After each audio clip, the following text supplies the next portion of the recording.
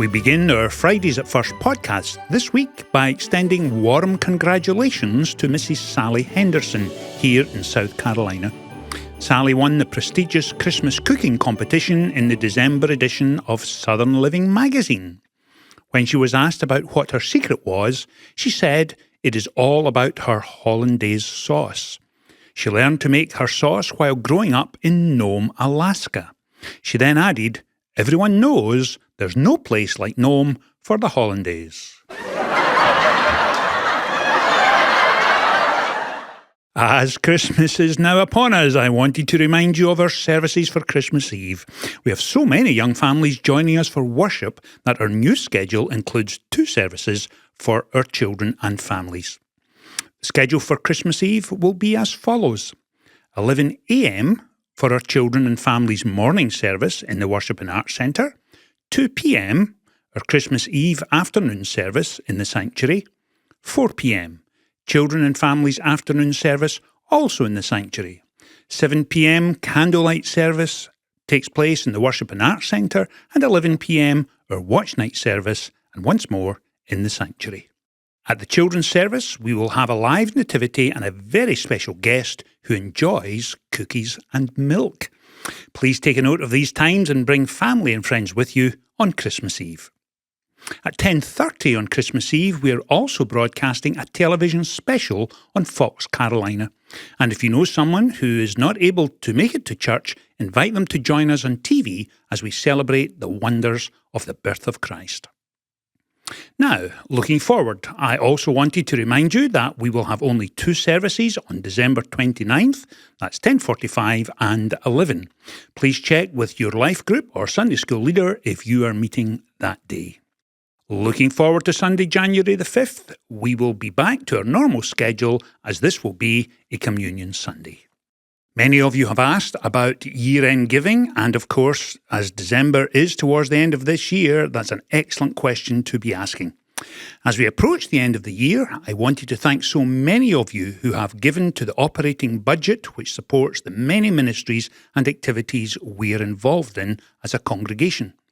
The last day to accept 2024 gifts in the church office will be Tuesday, December the 31st by noon. If mailed, they must be postmarked on or before December 31, 2024. Further details may be found in the year-end giving brochure, which is online, and in the literature racks around the church. Today I am delighted on your behalf to welcome my co-host, Michelle Ward, and Michelle has brought a special guest with her.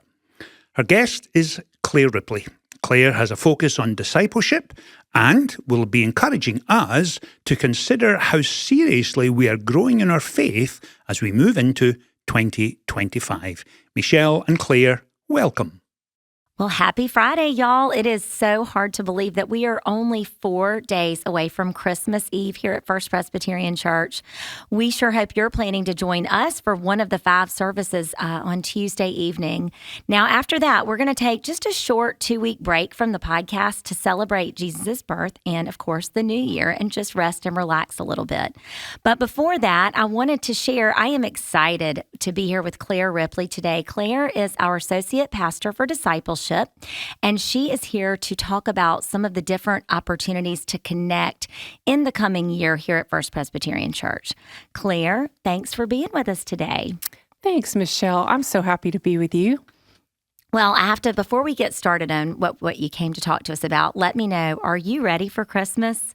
You've got these beautiful grandchildren and all of this wonderful extended family, so you have got to be excited this year. The Ripleys are definitely looking forward to celebrating Christmas. We're a bit spread out, so it can be challenging, but we've actually begun a new tradition where we celebrate with family all Advent long, so we're super excited. As it should be. I really just don't think that one day is enough to celebrate the season with everybody. Well, I'm personally looking forward to seeing pictures of your celebrations, maybe on social media. But before we kind of get into Christmas, let's talk a little bit about what's going to be happening after Christmas here at First Presbyterian Church. We recently printed the new Grow at First booklet for our winter semester, and that is available now online and in literature racks. But Claire, what exactly is the Grow at First booklet? Yes, so Grow It First is a brochure that we put together every semester. And so in this case, at the beginning of the year, we like to have it complete by Christmas Eve. And it's a complete listing of all the opportunities for discipleship for the upcoming semester. What we found is a super great resource that provides an overview and description for all of our weekly studies that will begin in January. And I understand there is really something for everyone. Absolutely. It provides a schedule for children and youth and adults. So as an example, on Sunday mornings, we have 18 adult Sunday life groups that meet every Sunday at 9:45, and more than 25 adult weekly and a few monthly Bible studies that are geared especially for individuals, couples, men and women, really folks of all ages and stages of life. Absolutely, as well as we've got our youth programs and children's programs and choirs and whatnot starting back. So really there's something for everybody. Also, I think what I understand is we've got a really unique biblical financial stewardship class coming up, and there's a couple of different options.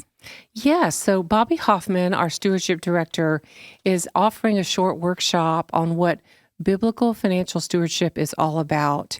He's put together such a great team of folks who will discuss things like estate planning, saving and investing, and even the basics of putting a budget together that focuses on retiring debt.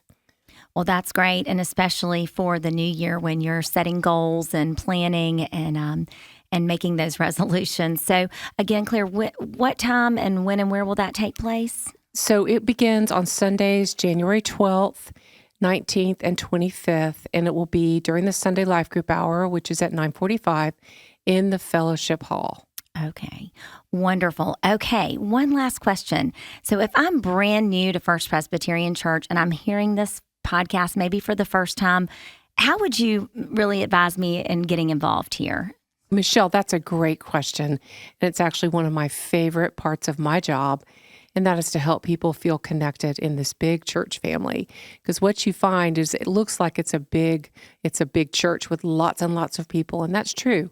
But once you are part of a smaller group where you open and study His Word together and serve together, it becomes a family. So we are here to help you find your place. So one easy way to get started is with the Wednesday lunch and dinner Bible study. Our senior pastor, Richard Gibbons, leads that. And this January 8th, he'll begin a series on John's Gospel, the I Am statements of Jesus. Be a wonderful time, not just for lunch or dinner, but to open His Word together with a group of people. No registrations needed. All the details are available in our Grow It First publication. And we just invite you to grow or to come with us for that.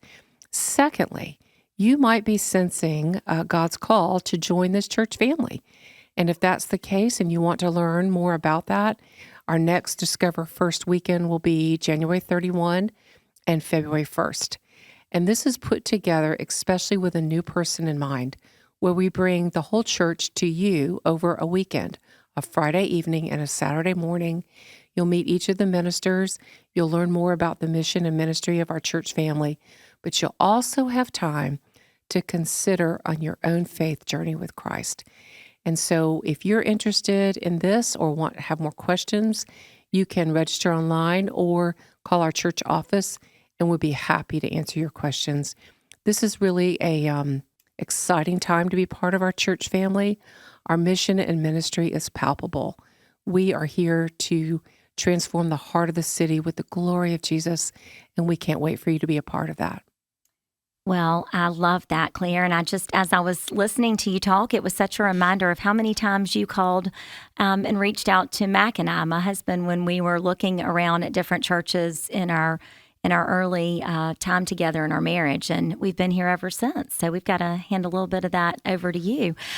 So yes, we do. Like we said, we've got this Grow It First, and we've got the new member weekend and the pastor Bible studies. There are just a variety of opportunities for you to grow in your faith with us this new year. So we invite you to visit firstpresgreenville.org. or just pick up a copy of the new Grow It First in Literature racks. And Claire, thank you so much for being with us again. You're just a blessing to First Presbyterian Church. And don't forget to share those precious pictures of your family this Christmas. And we look forward to having you on with us again. Thank you, Michelle. Merry Christmas. Merry Christmas. As we now turn our attention to Sunday, most of you are aware that this is the last Sunday in Advent, and we will be focusing on the wonder of the Incarnation and the coming of Christ at Christmas. I suspect this will be a busy Sunday for us, so please give yourself an extra few minutes to park, and I look forward to welcoming you. If you could use the Richardson Street parking garage and leave parking closest to the church for our seniors and those less able, I would be most grateful. And finally, for those dads and granddads who wish to tell the children and their families a wonderful Christmas story, this one is worth passing on. Once upon a time, in a country far, far away, was a king who was only 12 inches tall. He was a terrible king, but a great ruler. I trust you have a great weekend, and not only do I look forward to welcoming you on Sunday, but I want to take this opportunity on behalf of the entire congregation to wish you and your family God's richest blessings for Christmas and the New Year.